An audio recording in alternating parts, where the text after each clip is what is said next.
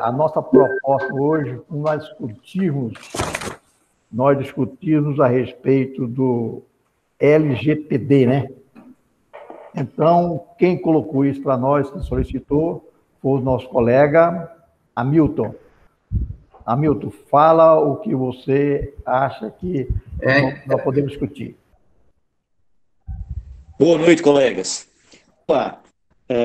Sobre a LGPD, como sabemos, está batendo na porta aí, e nós que prestamos serviços, né, escritório de contabilidade, teremos que ater a essas questões aí, nos ajustes que precisamos fazer, né?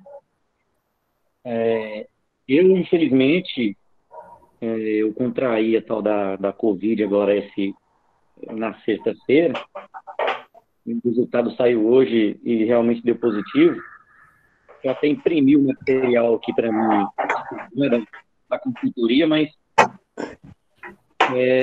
meu sintoma foi deu muito pouco, pessoal. Então, sábado, domingo e ontem, foi o dia inteiro dentro do quarto, sem sair. Então, eu nem estudei, para ser sincero. Na verdade, na sexta-feira eu dei uma olhada novamente e para mim está claro que nós, escritórios de contabilidade, teremos sim que fazer alguns ajustes e uns contratos aí. Teve um colega também que ficou de dar uma posição para a gente aí. Se ele tiver aí, ele manifesta, né?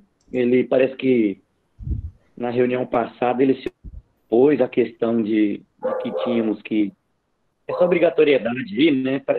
Para mim ficou assim que parece que nós não estamos ligados a isso. Ele ficou de estudar um pouquinho, o Josué, não é isso, Everaldo?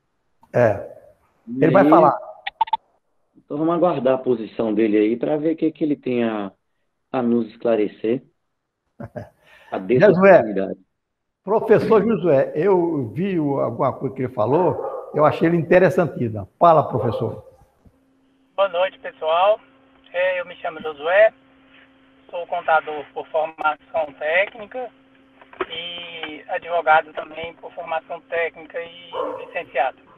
Eu estou aqui para cooperar com todo mundo e eu vou iniciar lendo um trecho aqui do conhecimento de todos que estão aqui na reunião. Guardar sigilo sobre o que souber em razão do exercício profissional, inclusive no âmbito do serviço público, ressalvados os casos previstos em lei ou quando solicitado por autoridades competentes, entre essas o Conselho Federal e Regionais de Contabilidade. Bom, gente, todos sabem, eu estou lendo o texto legal que é chamado Estatuto dos Contadores. Por que eu comecei lendo esse texto? Para dizer para os caros colegas que nós não temos nenhuma novidade. Concordo que nós temos novas exigências, mas novidades nós não temos.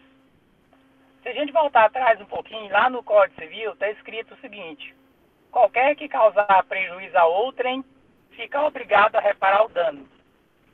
E por que eu estou conceituando? Porque eu acho que é essencial para a gente se locomover nesse mundo tão complicado, tão cheio de legislação, a gente se locomover a partir de conceitos. E eu vou ser breve, não se preocupem. Se a gente voltar para a Constituição Cidadã de 1988, a gente vai ver lá que ela coloca como direitos fundamentais a privacidade, o direito de manifestação, o direito de opinião, a forma leica de Estado, coloca também a responsabilidade por qualquer ataque a esses direitos fundamentais. Então, lá em 2014, já estou entrando no assunto especificamente, saiu a Lei 12.965, que é chamado o Marco Civil da Internet. O que essa lei fez? Ela não inovou essencialmente em nada do que é constitucional, do que já estava no Código Civil, mas estabeleceu de maneira mais clara a utilização da internet. Na esteira dessa lei, a gente tem a Lei Geral de Proteção aos Dados, que ela já existe há um ano, mas que em função das imposições, das exigências que ela apresentou, ela passa a vigorar, em princípio, agora em agosto de 2021. Essa lei se aplica a quem? A todo e qualquer cidadão, pessoa física, ou a toda e qualquer pessoa jurídica, seja ente público ou privado, que de alguma maneira tenha acesso a dados de terceiro. Eu vou simplificar bastante os conceitos que estão na lei, porque o nosso interesse aqui é aplicar isso aos profissionais liberais e principalmente ao profissional da contabilidade. O contador, o advogado, o engenheiro está sujeito à Lei Geral de Proteção aos Dados? Todos estamos sujeitos. Se eu tiver acesso a um dado de terceiro, eu estou sujeito às regras que já estavam previstas lá no Código Civil, mas que agora estão especificadas na Lei Geral de Proteção aos Dados. Qual que é o objetivo principal dessa lei no que se refere, no que tange a prestação de serviço? A preservação da privacidade dos dados obtidos por terceiro e a divulgação desses dados apenas com a autorização expressa do dono dos dados ou mediante exercício legal de imposição legal previamente determinada em lei por ordem de autoridade legalmente constituída e ordem fundamentada. Eu dei um exemplo na última live que nós participamos. Chega um policial dado por um delegado com a missão escrita solicitando informações sobre um trabalhador da empresa A. O profissional vira para o agente: eu não vou lhe informar porque eu estou garantindo a privacidade dos dados do meu cliente. Ele vai ser preso em flagrante por desacato. Que é o máximo que ele pode exigir numa situação dessa? Que a autoridade lhe dê recibo escrito do acesso aos dados e que lhe apresente a ordem legal emanada pelo delegado com o número do inquérito em que apura aquela possível infração criminal, aquele possível fato em que esse empregado esteja envolvido. Mas, voltando ao conceito, vamos lembrar de uma coisa. Quem é que lhe dá acesso aos dados da empresa? Quem é seu cliente? O seu cliente é a pessoa jurídica que contratou seus serviços. Qual é o seu vínculo como profissional da contabilidade em relação aos empregados? Nenhum. Então, nós vamos dividir essa breve fala em duas situações diferentes. O que a empresa deve fazer em relação à Lei Geral de Proteção aos Dados e no seu relacionamento com o seu funcionário, e o que o contador deve fazer em relação ao seu cliente empresa. Primeiro, como nós lemos lá no Código de Ética dos senhores contadores, os senhores estão obrigados a guardar sigilo de tudo que souber em razão de sua profissão. Todo profissional liberal está obrigado a guardar sigilo do que sabe em razão da profissão. Algumas situações de crime, se o advogado saísse falando por ele o que ele sabe, colocaria fogo em Goiânia. Em famílias bacanas, inclusive. Então, o que a gente precisa entender? Essa guarda de sigilo, esse cuidado com os dados que o seu cliente empregador vai lhe passar, sempre foi necessário. E, nesse sentido, há necessidade de alguns ajustes. Eu orientaria todo e qualquer contador a alterar totalmente o contrato de prestação de serviços com a empresa. Em que sentido? Primeiro, como que esses dados vão trafegar? Os dados necessariamente saem da empresa e vão ao escritório do contador. Hoje, nesse mundo virtual, faz-se tudo por e-mail. Qual a proteção que esse e-mail vai ter? Esse e-mail foi estabelecido como forma legal prevista em contrato de envio desses dados? ou o contador ou um preposto dele vai passar na empresa e buscar esses dados através de malote, do famoso malote, que hoje é virtual na maioria dos escritórios. Então, a gente tem que pensar também em outras coisas. O contador pode, a partir da vigência da Lei Geral de Proteção aos Dados, colocar a relação de clientes, empresas que ele tem? Não. A não ser que haja autorização expressa da empresa, eu não posso mais divulgar a empresa como cliente do meu escritório. Então, entendam, gente, o escopo da lei é o seguinte, é só normatizar uma coisa que estava virando bagunça no Brasil. Eu tinha dado de terceiro na mão e fazia o que queria desses dados. Existem escritórios de contabilidade no eixo Rio-São Paulo que estavam vendendo dados socioeconômicos de renda, entre outros, de grupos de funcionários para direcionar a mídia. Isso acabou, isso passou a ser proibido. Existe outra situação que o contador tem que ter muito cuidado, é no tal do uso do acesso. Contador, gente, não tem que ter o certificado digital da empresa dentro da empresa, não. E é muito simples. Porque eu não previno responsabilidades mais fazendo isso. Não, o contador tem que trabalhar mediante procuração. O ato que ele executar, fica claro que ele executou. O ato que o outro preposto, advogado, administrador, assistente financeiro, executar dentro da empresa usando certificado digital, fica da responsabilidade dele. Então, esses cuidados que nós vamos passar a ter. Prevenir responsabilidades. Quem fez isso? Eu só faço através de procuração, não tenho acesso ao seu certificado. Senha, gente. Eu não tenho que ter nenhuma senha do empregador, nenhuma. Porque se o vazamento de informação acontecer, eu, contador, posso ser acusado e posso ter que discutir isso. Então, você vai acessar o site da prefeitura, você não tem que logar no CPF do sócio lá no login que ele usa para emitir nota, não, de jeito nenhum. Ele tem que entrar lá no login dele, te otorgar uma procuração, você loga no seu CPF e aciona aquela empresa. Assim, não é CAC, não é social, e tudo quanto é situação no FGTS, em tudo quanto é situação que eu sou obrigado a executar serviços técnicos previstos em contratos e previstos na minha profissão para o meu cliente. Então, esses cuidados que a gente tem que passar a ter. A forma de comunicação, a forma de guarda desses dados, o período razoável que esses dados vão ficar no escritório. É outra coisa interessante. O que eu tenho orientado aos senhores contadores?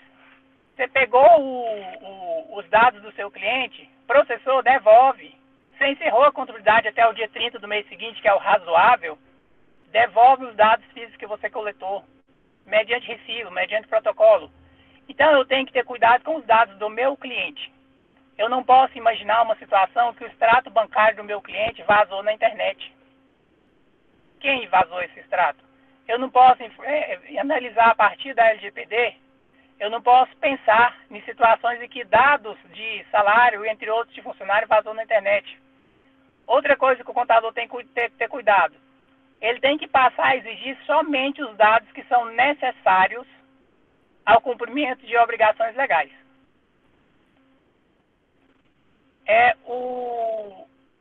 Nasceu um filho do funcionário. Ele fez a opção por não receber salário de família. Eu não tenho que ter certidão de nascimento dele lá, não. Ele não cadastrou aquele dependente. Isso é ato de vontade dele.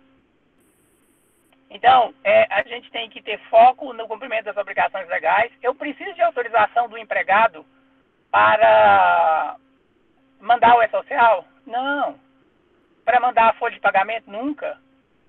Até porque senão a gente teria que concordar que, a depender dessa autorização, quem estaria escolhendo o profissional da contabilidade seria o empregado. Não, isso é exclusivo, a contratação do profissional da contabilidade é exclusivo do empregador. Isso é o cumprimento de obrigação legal. Como eu ia dizendo anteriormente, em relação às empresas, eu orientaria apenas um informativo, que não é exigido por lei, apenas informativo, dando ciência de que os dados exigidos por lei serão enviados às autoridades competentes no período e na forma exigida na lei. Tanto pela legislação vigente como pela legislação futura. Mas isso é providência do empregador em relação ao seu empregado e também não é nada indispensável. O que o contador tem que ter cuidado agora é como que eu vou receber os dados do meu cliente empresa, como que eu vou tratar esses dados, em que tempo que eu vou devolver esses dados, outra coisa, gente, que a gente tem que ter muito cuidado.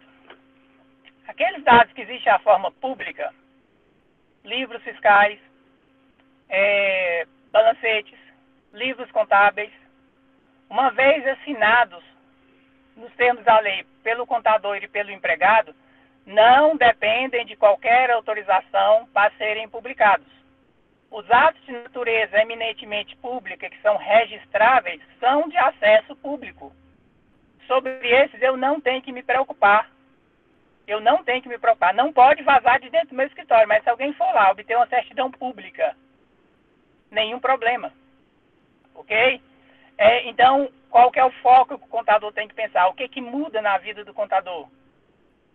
Não muda nada essencialmente, mas como tem uma lei específica agora que diz sobre o trato desses dados, eu tenho que ter mais atenção com esses dados, eu tenho que exigir um e-mail pelo menos criptografado, se esse malote for digital. Eu tenho que estabelecer em que momento que esses dados vão vir para a empresa, de que forma. Eu tenho que solicitar apenas os dados que são essenciais para a minha atividade, eu tenho que dispensar os que não são essenciais. E uma coisa que o contador precisa ter uma noção muito grande. Não faça assessoria jurídica para o seu cliente empregador, pelo amor de Deus. A tarefa de senhores contadores já é muito árdua. Não tentem fazer assessoria jurídica para os seus empregadores. Peça que eles busquem assistência jurídica nos sindicatos, nas associações, perante os seus advogados de confiança, e absorvam essa informação, porque a carga dos senhores contadores já é muito grande. Os senhores estão lá no Código Civil como eventuais corresponsáveis, inclusive por sonegação.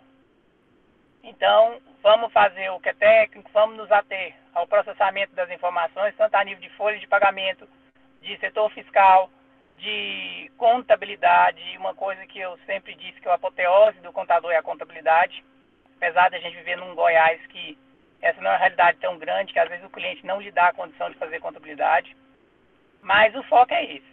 Se ficou alguma dúvida que eu puder ajudar a responder, estou online, e essa é a minha contribuição nesse momento. Obrigado. Alguém quer fazer pergunta ao nosso colega Jesué? Eu acho que ficou bem explanada aí a situação. É claro que nós temos que ter meu cuidado. É como que o José falou, essa lei tudo já existia. Ela veio só clarear mais ainda a exigência. E, ô José, fala para nós, vamos supor que alguém cometeu uma penalidade. Qual seria a multa? Bom, gente, o grande problema é esse. Depois que tem uma lei específica, a situação fica um pouco mais grave. Na apuração, no vazamento de uma informação, primeira coisa a gente tem que ver quem que é a vítima. Se é o empregado, em princípio, os dados foram confiados ao empregador. Então, seria apurada a responsabilidade. Se esse empregador alegar que a responsabilidade é do contador, após a apuração, as multas são de até R$5.000 por infração, mas a gente não tem que preocupar, não é tanto com a multa, não. A gente tem que preocupar com a possível figura penal que passa a existir.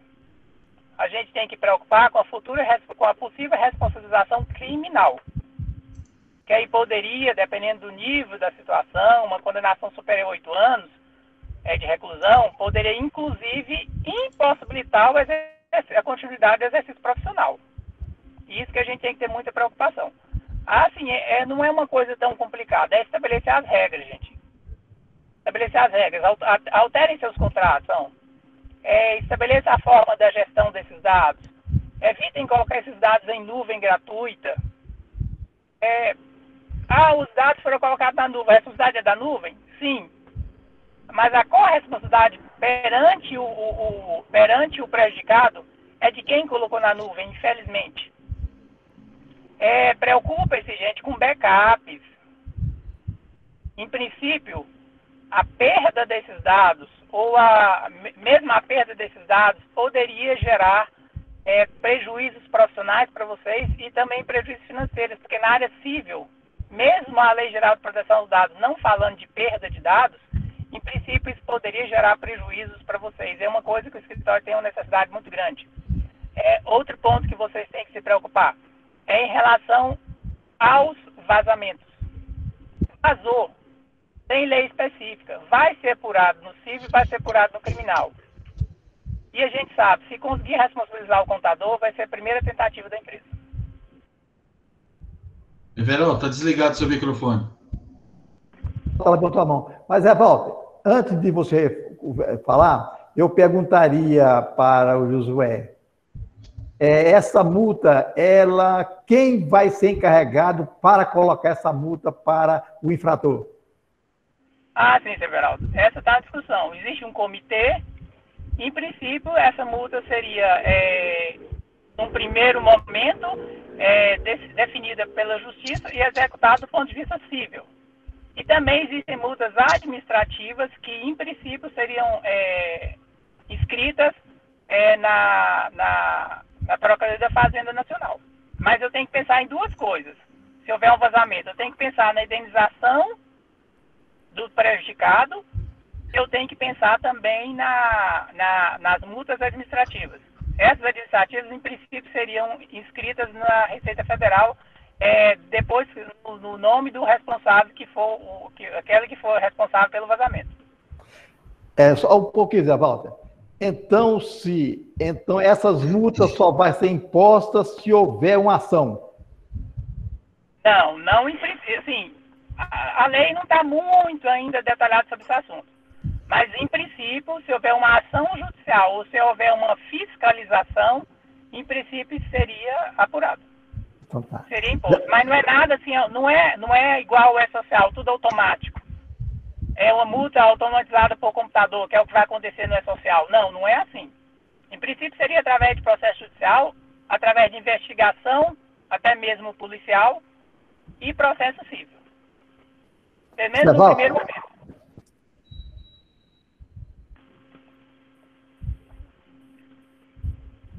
Não, o seu som não está saindo, José Walter.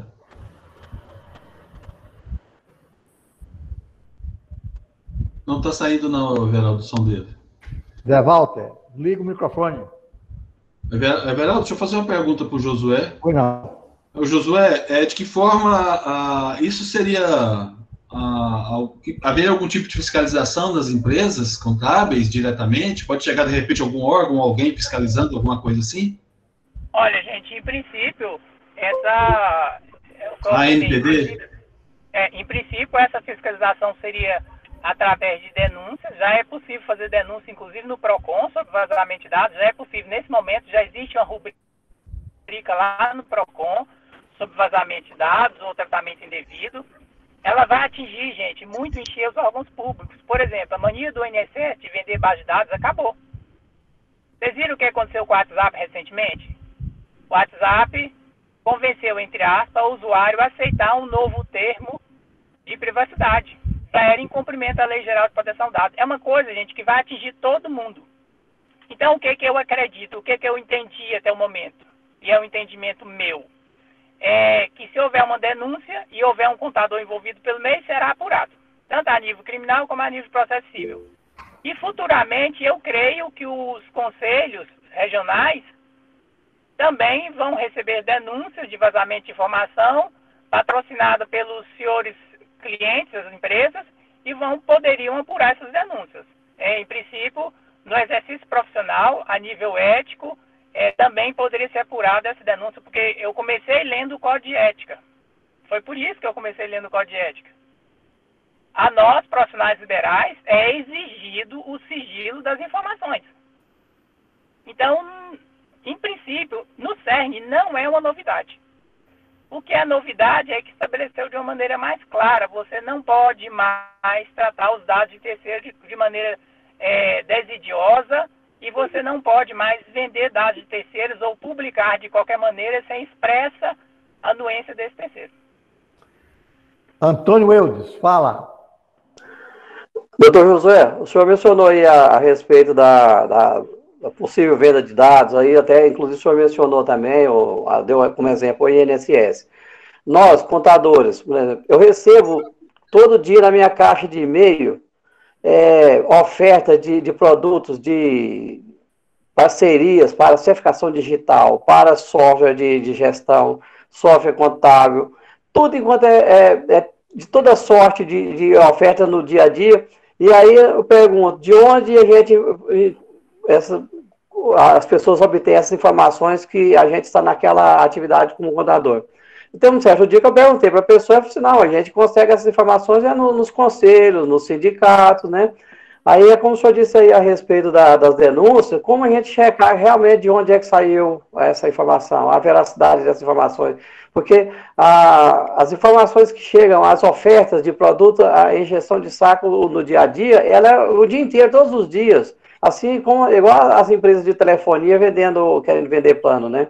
Como a gente vai checar, no caso dessas informações de oferta, de sorte, essas coisas tudo aí, de onde é que partiu essa informação para esse pessoal, para nos ofertar esses produtos? Ó, gente, consultoria de LGPD hoje, não vamos confundir, ela é uma coisa que é um profissional que tem que ser buscado no mercado a dedo hoje. Por quê? Porque, como eu disse inicialmente, todo mundo, sem exceção, está sujeito à lei. E a lei Geral de Proteção de Dados não excluiu ninguém. Nem entidade privada, nem entidade pública de qualquer nível, nem pessoa física, inclusive aquele que não presta nenhum serviço, mas que teve acesso ao dado de outro por algum motivo, qualquer que seja o motivo. Todo mundo está sujeito a essa lei. Já estava, agora especificou. Agora, como é que eu devo agir no caso que o colega falou? Estão me ligando da operadora telefônica, estão me ligando mandando informação de software, etc. Bom, primeira coisa que a gente precisa entender. Quando a gente faz um contrato, quando a gente se inscreve num conselho profissional, a gente formalmente concorda ou não com a divulgação do nome em listas de interesses direcionados. E assim, qualquer conselho nos próximos anos, nos próximos meses, vai enviar uma correspondência para você ou vai solicitar que você se expresse com essa informação. É uma questão de lógica, o conselho que já não fez. Então, primeira coisa, é preciso saber. Essa mídia que está sendo dirigida a você foi autorizada? A lei fala que tem que ter autorização formal, mas o problema é que muitas vezes a gente faz autorização de maneira inconsciente, sem perceber, num contrato de adesão. Tem que ter muito cuidado, primeiro, se eu não autorizei. Segundo, se eu autorizei ou não, a qualquer momento, alegando o direito constitucional de privacidade, eu posso solicitar que essa informação deixe de ser divulgada. De que forma? Manifestando formalmente para aquela entidade.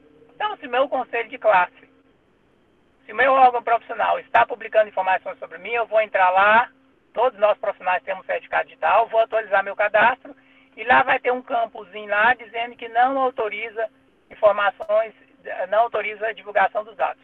Pode olhar que qualquer conselho profissional já está adequado assim. Porque todos eles estão pagando horrores de consultoria nessa área. Porque as multas são muito pesadas. E quem vai sofrer represália primeiro serão os grandes, é lógico.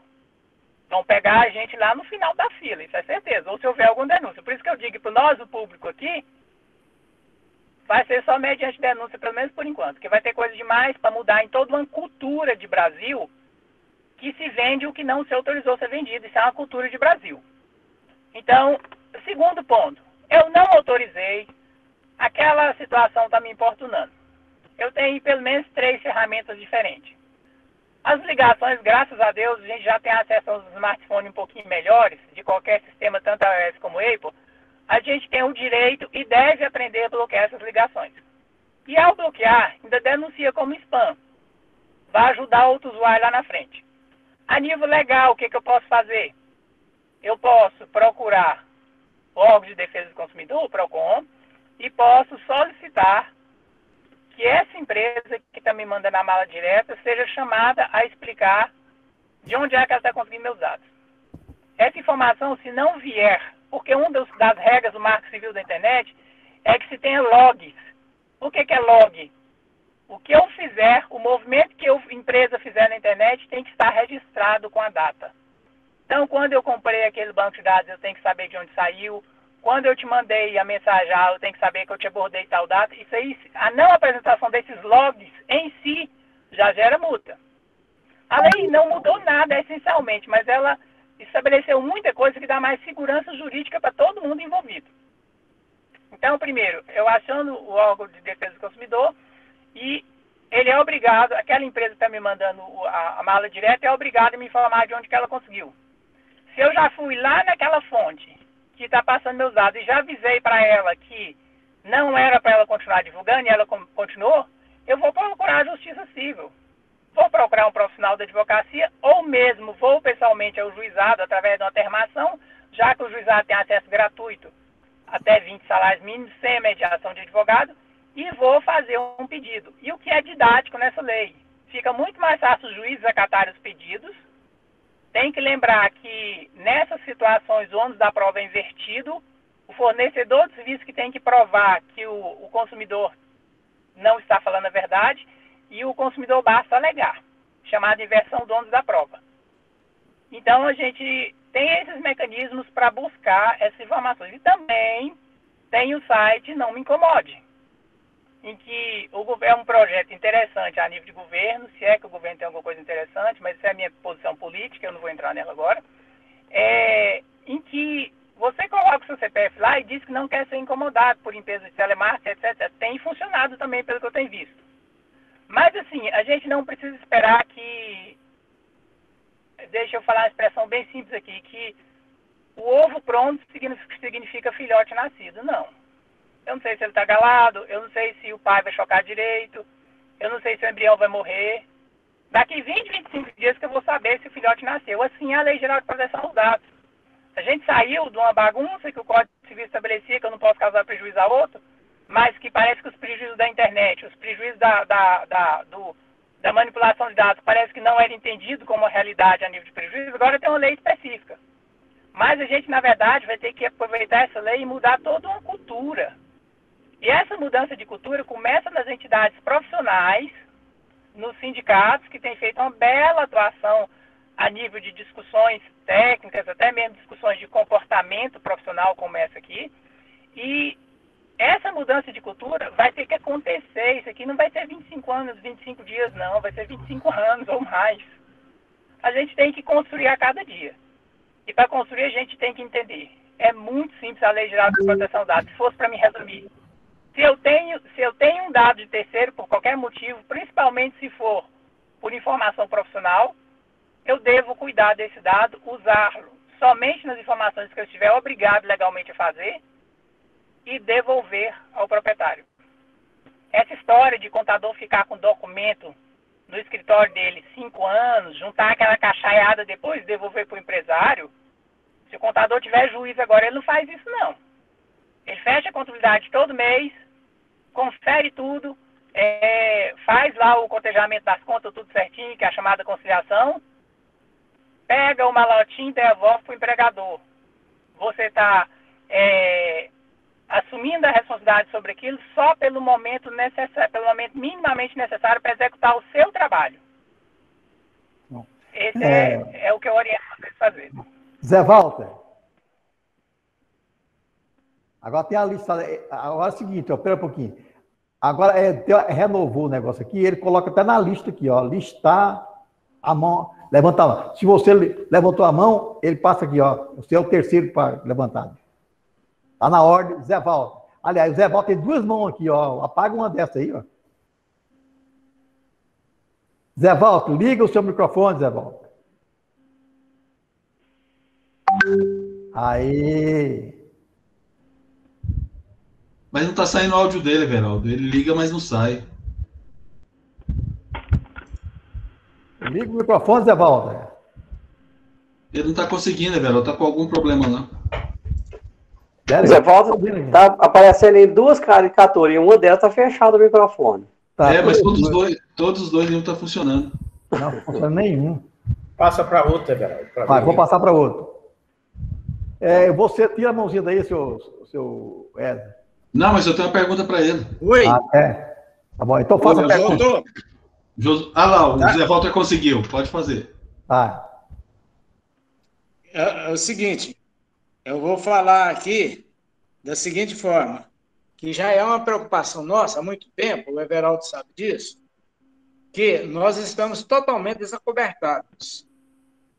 E é preocupante, porque embora a gente saiba que é em agosto que vai entrar, mas em São Paulo já tem alguns juízes que estão dando ganho de causa em ações por causa da LGPD. Então, nós temos que preocupar muito. O que nós precisamos? Nós precisamos, em primeiro lugar, verificar, porque existem programas de que você contrata esses programas para que a gente faça a munição neles, municia eles dos dados.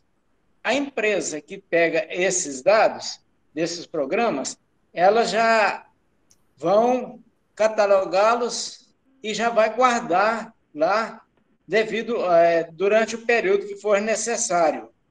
E também ela vai informar, olha, esta informação sua não está de acordo, você tem que modificar, tem que ver o que é que ocorreu, você está infringindo. Então, nós temos que verificar esses pontos. Por que eu falo isso? Eu tenho a minha nora que está lá em... Alô? Oi? Alô? Pode falar, Zé Walter, nós estamos ouvindo, pode falar. Eu tenho minha nora que mora lá em Marília, e ela é até representante é uma das pessoas que faz esse sistema. Esse sistema, ele está no SESCOM, na FENACOM. Me parece que o SESCOM não está utilizando esse sistema. Então, eu estava precisando de verificar aqui com a Sucena se nós podemos entrar em contato e se há interesse. Por exemplo, a gente vai e faça um convênio entre o sindicato e esse programa, ou outros que vierem. E também, o principal que nós temos que ver é não deixar uma responsabilidade em cima do escritório, e sim direcionar para os nossos clientes, porque os nossos clientes também eles são obrigados a ter esse controle, não nós. Nós temos a nossa parte, os clientes também têm a parte deles. Então, é isso que eu estou tentando verificando, porque para nós não ficarmos eternamente prejudicados e eternamente respondendo. E uma outra coisa que eu sei, que enquanto nós não estivermos regularizados, nós estamos a ver navios, hipoteticamente. Agora, se nós estivermos já providenciando e, por acaso, vier uma autuação, uma notificação, mas nós provarmos que já estamos providenciando, a penalidade ela pode ser suspensa ou bem amenizada. Então, isso é que a gente tem também que analisar. Tá. Essa foi não foi pergunta, né, Zé Walter? Foi só um esclarecimento. Não, me permita um minuto. Permita. Zé Walter, o que a gente tem que entender? A Lei Geral de Proteção aos Dados não tem foco em guarda de documentos. A Lei Geral de Proteção aos Dados tem foco na privacidade dos dados de terceiro. A gente não pode confundir duas coisas. É essencial que o contador tenha um excelente backup, um excelente repositório de documentos? Mas não é disso que a Lei Geral de Proteção aos Dados trata. Ela trata de vazamento de informações obtidas pelo empregador e confiadas ao contador, enquanto confiadas ao contador. Agora, os contadores estão aceitando algumas coisas erradas. Tem contador guardando XML de cliente, sem receber mais nada por isso. Tem contador guardando documentos de pessoal de clientes, porque nosso escritório tem uma estrutura de documentos. Não, isso aí está assumindo risco que nunca foi da contabilidade. É por isso que eu orientei. Processou a folha, fechou a contabilidade, devolva os documentos ao seu empregador. Assim, é o melhor jeito de prevenir riscos. Agora, se o contador é uma empresa tem vigor econômico e quer oferecer outra gama de serviços ao empregador, ok. Mas aí essa empresa comercial que também oferece contabilidade, aí ela vai correr vários outros riscos, mas vai ter a remuneração para correr esses riscos. Ok? Então é isso que eu vejo de problema hoje no mercado. Existem excelentes repositórios de documentos? Existe. Agora, tem contador guardando documento para cliente em nuvem gratuita. Para que ele está assumindo esse risco? Esse que é o problema. A gente tem que saber o que a gente quer fazer. Contabilidade ou a gente quer oferecer mais alguns serviços agregados? Vamos cobrar por eles e montar a estrutura. Aí a discussão é outra. Aí sistema de backup é outra coisa. Mas o que eu quis dizer é o seguinte, nós temos que ter cuidado e nós somos eternamente fiscalizados porque o cliente sempre está pedindo, olha, eu preciso desse documento assim assado, manda para mim isso, manda aquilo. Nós temos que ter isso aí, além de autorizar, catalogar, porque senão nós estaremos eternamente incorrendo em perigo. Nós não podemos andar no fio da navalha. Nós temos que ter como controlar e como coordenar essas coisas. Não podemos simplesmente, doravante, pensar assim, não, mas vai ser fácil, eu vou conseguir isso, aquilo, aquilo outro. Não, agora tem que ser de acordo com a legislação que você bem disse, que já existe, nós que somos eternos guardadores de documentos e tudo, e muitas vezes nós somos até aquele confessor das empresas. E isso, às vezes, se torna um pouco pesado para a gente. Então, nós temos que ter muito cuidado, nós temos que nos preservar, nos resguardar e também nós temos que caminhar para que não tenhamos problema. Então, é isso que eu quis dizer. Vamos e convenhamos. Como é que eu vou organizar isso? Eu penso, através de alguém que já está com tudo pronto. Então, eu vou me associar a essa pessoa, a essa empresa, para que eu tenha condições de fazer essas informações e guardá-las. Porque não é só as informações lá da empresa. E as minhas que eu passo para eles? E o que ele está solicitando? Tudo isso independe de muita coisa, certo? Nós temos que ter essa gama de cuidado. Cuidado em tudo, certo? Cuidado, igual você falou assim, com os empregados. Não só com os empregados. Cuidado em tudo. Tudo, tudo, tudo. Então, é isso que eu estava querendo dizer. Bom, o Wesley, fala. Josué, rapidamente, se você pudesse explicar o que é o DPO e se todos os escritórios vão precisar contratar um DPO ou pode terceirizar esse serviço ou não vai precisar contratar a figura do DPO? Não, os escritórios de contabilidade não precisam de contratar um analista da segurança da proteção dos dados. Não existe essa necessidade. O que o contador tem que parar, eu entendo a posição do seu Geovaldo, percebo que ele tem larga experiência em contabilidade, mas o contador tem que entender que ele não é um eterno guardador de documentos. Esse serviço não é oferecido no ramo da contabilidade. Ele tem que processar os documentos rapidamente, devolver o seu cliente se vire. A orientação que eu estou dando, na verdade, para os contadores hoje é não buscar, escanear, proteger com senha do conhecimento de contador e do empregador, fazer a movimentação contábil, fazer a movimentação de pessoal e devolver. Olha só, recentemente uma floricultura, no qual eu presto serviço de assessoria tributária, ela teve a energia cortada. Para quem que ela ligou perguntando se tinha, se tal conta estava paga? Para o contador. Isso é moralidade. O que o contador fez, já que é um excelente profissional? Imprimiu o razão da conta energia dos últimos 2 anos, mandou para o empregador, para o cliente dele, e falou, olha, todos os pagamentos que você me enviou estão aqui no razão, confere, os documentos estão aí com você. a gente não pode assumir esse risco. E eu entendo perfeitamente uma época que uma das grandes funções do contador era realmente guardar livros. Mas a profissão mudou e a gente precisa, para evitar os riscos, ou ter um excelente sistema de backup de guarda de documentos, entendendo que se eu contratar uma empresa e essa empresa vazar os dados, eu só troquei o problema, eu respondo solidariamente com ela. Porque a vítima, o prejudicado, que teve a privacidade violada, ele tem ação contra os dois. Contra aquele que deveria guardar e contra aquele que prestava serviço mediante... É muito normal os grandes grupos de contabilidade terceirizarem a folha de pagamento. Esse é um costume que vai ter que ser revisto. Por quê? Porque se vazar a informação, o contador responde da mesma maneira.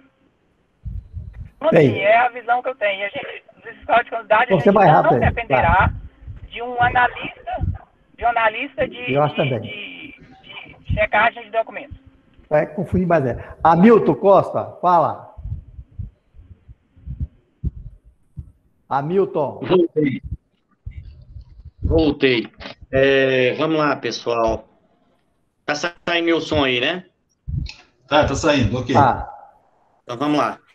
Primeiro, eu quero parabenizar o senhor José Walter aí, muito bem colocado, seu José Walter. Excelente colocação a sua aí, de que temos sim que ter preocupação, porque gente, infelizmente, somos a parte mais fraca aí nessa luta. Eu não quero deixar aqui que passe essa aparência que o colega colocou, que a gente está querendo ou está tentando oferecer mais serviços. Não é isso, gente. A gente não precisa de oferecer mais serviços, a gente não precisa de oferecer certificado digital, não precisa de oferecer a lei de proteção de dados para nossos clientes. Mas temos sim que ter a preocupação para exercício da nossa profissão, da nossa responsabilidade, né? Voltando um pouquinho aí, no início da fala do colega, parece que ele disse aí que a lei tem 1 ano, e a lei está fazendo 3 anos, que a lei é de 2018. Falou também de multa de 5 mil, e na previsão, que é o artigo 52 da citada lei, fala que a multa simples é de 2% do faturamento anual, né, da pessoa jurídica e tal, do último exercício. Então, assim, se começa com 2%, limitado a 50 milhões, então acho que a gente não deve falar um valor de 5 mil. Então, acho que vamos ter que ficar um pouco mais técnico nessas questões, né? Mais um detalhe, pintou na minha tela aqui um comentário da senhora Sucena, lá do SESCOM. Vi seu comentário aqui, tá, Sucena? Você tem razão, é isso mesmo. A gente tem que ater essas colocações aí, e não sei se será necessário nomear uma pessoa para poder gerir esses dados. Boa parte aí da colocação que ele fez, da explanação que ele fez.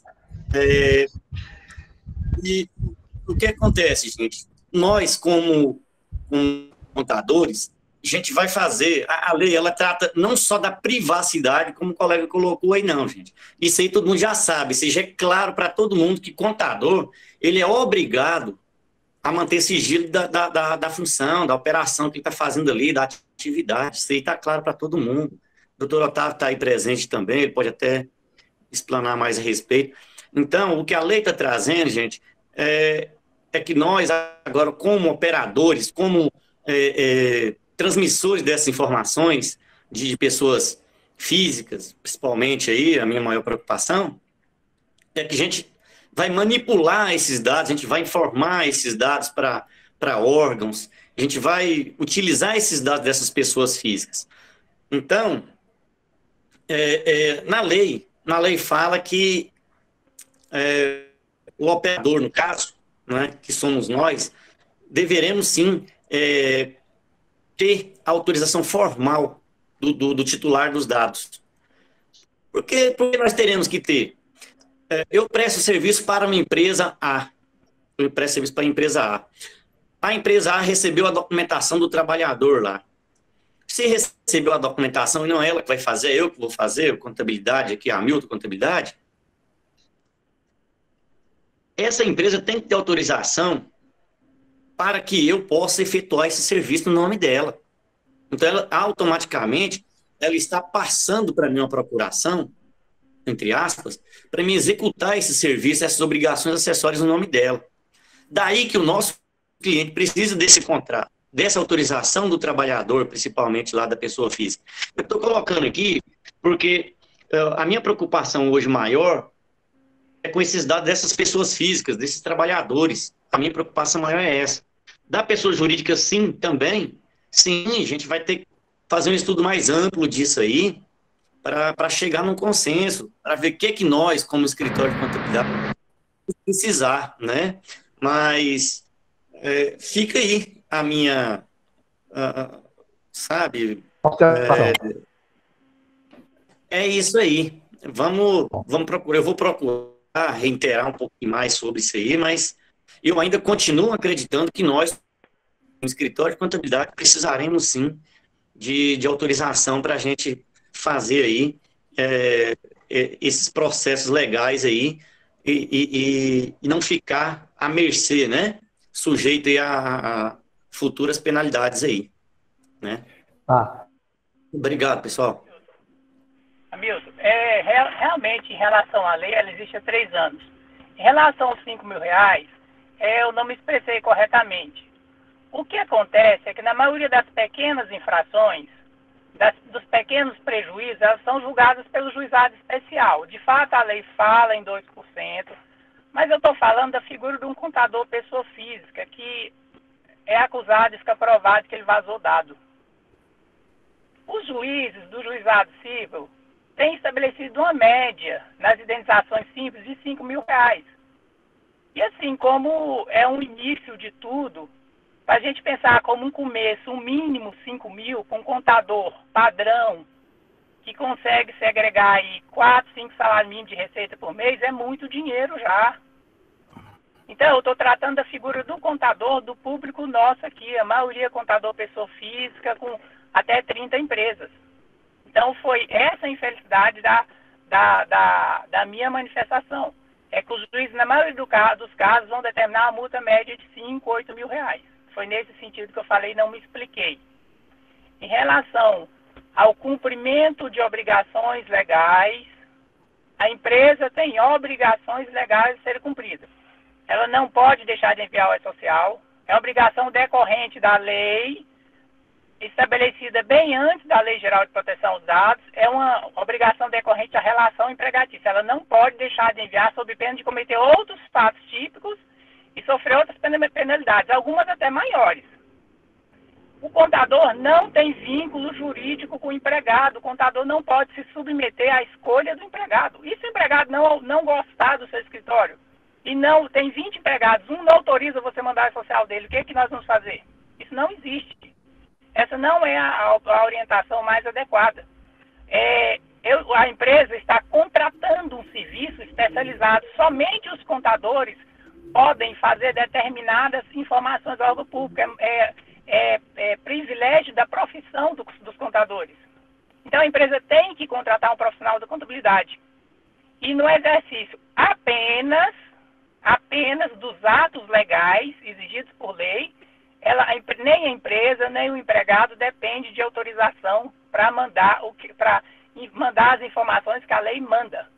O que não pode é vender o banco de dados de remuneração dele, endereço dele, ficar analisando o perfil de consumo dele. O que não pode é isso. O que a lei veio proteger foi isso. Então, tenha paz na cabeça. Mas se tiver alguma dúvida, oriente seu empregador a fazer uma circular na empresa, dizendo o seguinte: de acordo com a lei tal, vírgula, Lei Geral de Proteção de Dados, fica Vossa Senhoria ciente de que todas as informações exigidas por lei serão enviadas às autoridades competentes nos períodos e na forma requisitada por lei. No mais, ficando garantida a privacidade de seus dados. Ponto, é só para ter paz na cabeça. Mas quem tem que fazer isso é o empregador, por sugestão, não é por obrigação. Já tem uma lei que manda ele entregar o E-Social e ele precisa contratar o contador para isso. Não é opcional nenhuma das duas situações. E o envio dessas informações vai vazar lá no governo, vai vazar no Serasa, como vazou recentemente, vai vazar lá no governo. Na mão do contador não vai vazar, na mão da empresa geralmente não vai vazar. Por isso que, graças a Deus, a lei atinge a todos. Então, tenha paz na cabeça. Não é necessário isso, não tem porquê agora o contador ter mais um problema dos inúmeros que já tem, que são inúmeros. Ter a ciência e a garantia de que o empregado não se opõe que ele trabalhe. Porque você está falando do seu direito constitucional de exercer a contabilidade. O direito do trabalho é fundamental, Hamilton. Você tem o direito fundamental de exercer a contabilidade, previsto em lei, com um diploma homologado pelo MEC, numa instituição de ensino, devidamente chancelado pelo Conselho, ainda filiado ao sindicato, que não é obrigatório, mas que graças a Deus é, e isso aí te dá o direito de exercer a contabilidade. E nós não estamos discutindo a privacidade do empregado quando a lei diz que eu tenho que informar a remuneração dele para o governo. Não. A lei está discutindo a fuga desses dados para terceiros sem determinação legal. Eles, inclusive, podem ser vendidos. Eles, inclusive, continuam podendo ser vendidos, desde que haja ciência expressa e concordância do empregado. E você vai ter categorias profissionais que vai querer que alguns dados deles sejam divulgados. O trabalhador comum talvez não, mas para algumas categorias profissionais vai interessar, através de bônus, através de um monte de situações específicas. Então, de fato, o cumprimento de exigência legal você não precisa preocupar. Sem falar que eu estou falando de outro direito fundamental, ser o contador. Exercer a profissão de contabilidade. Na profissão de contabilidade, uma das obrigações que você tem que fazer é mandar a folha digital, que é o social, é mandar a ECD, é tudo isso. Se eu for pensar desse jeito, Hamilton, eu teria que ter autorização expressa para mandar a DCTF. A empresa não me autorizou? Não, a lei atinge a todos. E o foco da lei é privacidade para aquelas situações não previstas em lei. Vazamento de dados, informações não previstas em lei. Eu não posso falar de vazamento de dados quando eu cumpro a obrigação de informar a folha digital do empregado. Sucena, depois o Vanildo, depois Abraão.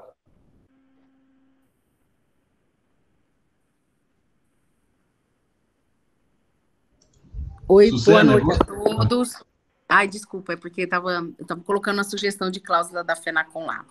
Então, Josué, né? Seu Josué, até o colega já falou, eu discordo da nomeação do encarregado do DPO, igual o Wesley falou, porque você é obrigado pela lei você ter a nomeação do encarregado, seja ele seu contratado direto ou terceirizado, desde que não tenha conflito de interesse.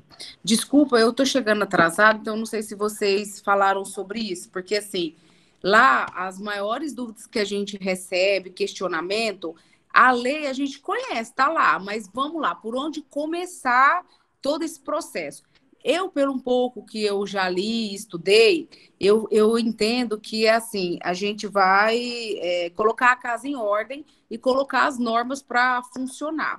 Eu acho que quem aí tem sistema, quem tá fácil de fazer, porque eu vejo que a LGPD nada mais é do que o mapeamento e controle de dados.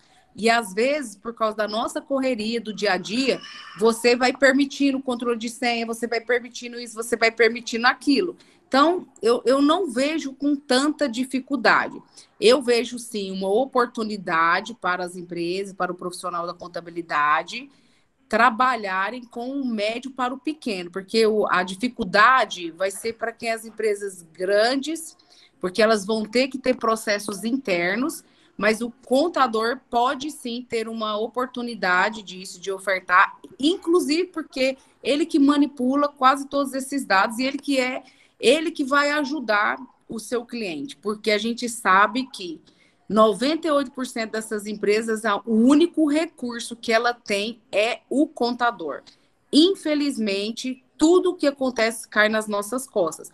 Então, é uma oportunidade de negócio, basta a gente saber precificar e colocar, porque teve um outro colega que falou de certificado, eu trabalho nesse mercado de certificado digital há 16 anos. Eu já fui parceira, já estive aí dentro do sindicato, E como se diz assim, eu faço um desafio de algum de vocês aí que tenha recebido uma ligação ou um contato para fazer parceria ou porque a gente usou os dados. Então, assim, tem muito oportunista que faz isso, mas, assim, eu posso falar do SESCOM e de algumas empresas que eu trabalho. Hoje a gente trabalha com a CertSign e com a FENACOM. É muito sério. A gente é fiscalizado, a gente é auditado, as máquinas são controladas. Lógico, existe, né, todo tipo de profissional. A respeito do colega que falou dos dados do conselho, eu posso falar também. É uma burocracia. Cadê meus colegas que são do conselho? Eles sabem que nem nós que estamos lá dentro, que estamos trabalhando, a gente tem acesso.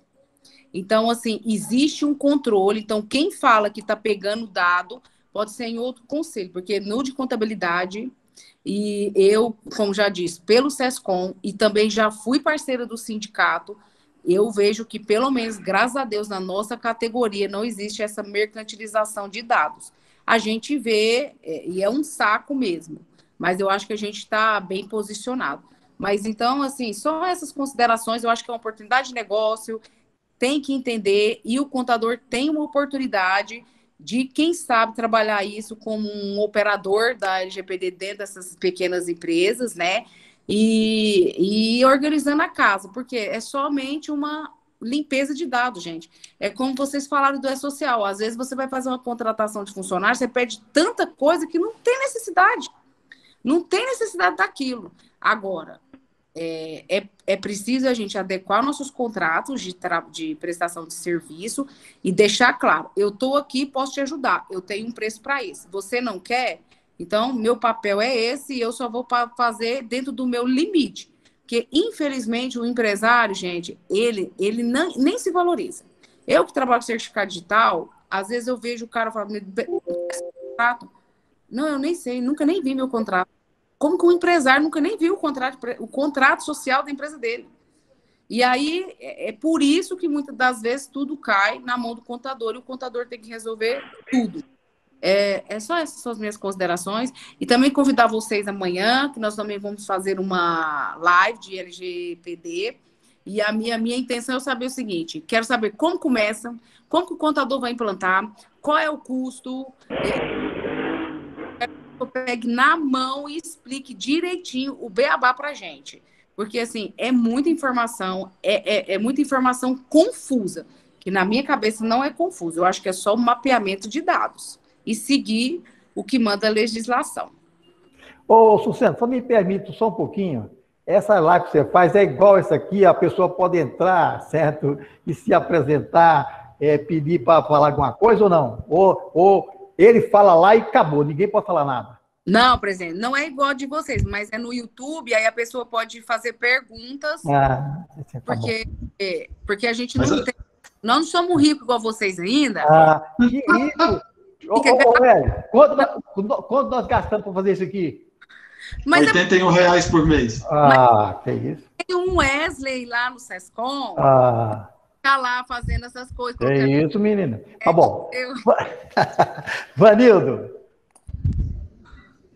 Severaldo, a gente quanto mais fala desse negócio, fala, acho que não chega a lugar nenhum. Piora mais. A maneira mais produtiva para a gente porque a gente fica, às vezes, pensando muita coisa de assunto que não é da nossa responsabilidade de escritório, a gente tentando resolver pendência. Tem muita coisa dentro do escritório que não é nossa responsabilidade, igual o colega falou, realmente.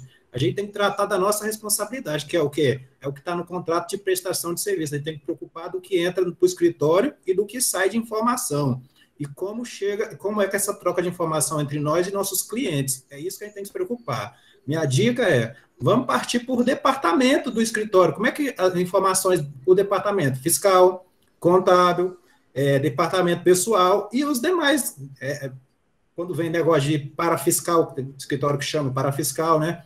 Vamos partir e debater cada tema desse, que eu acho que fica mais fácil. E primeira coisa, entender os conceitos da lei. Onde é que a gente está no meio daquilo ali? A gente é o quê?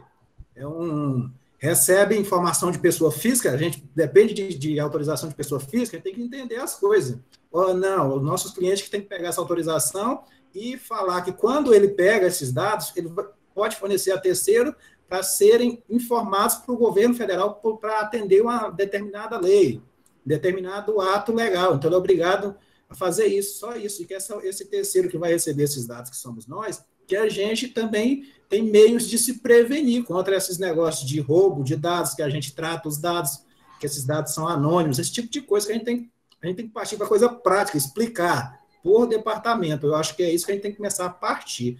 Entender o conceito das coisas, o que significa cada conceito na lei e onde que aquilo se aplica para a gente. Porque senão a gente fica só devagando e não chega a lugar nenhum.